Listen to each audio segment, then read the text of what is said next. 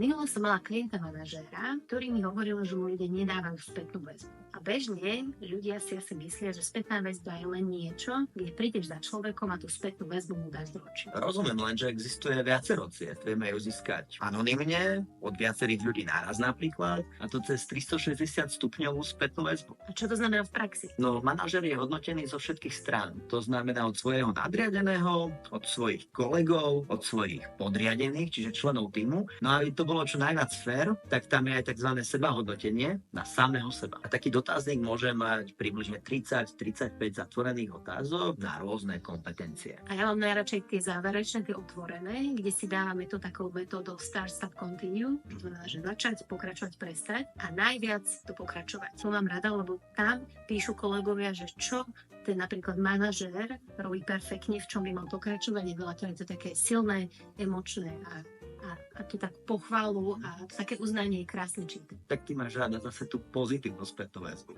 Tak. No a to celé môže podporiť vlastne takú kultúru otvorenosti, kde vlastne manažer získa štruktúrovanú a veľmi otvorenú spätnú väzbu, na základe ktorej potom môže na sebe pracovať. Ak tam je samozrejme vôľa. Tak je tam aj cesta.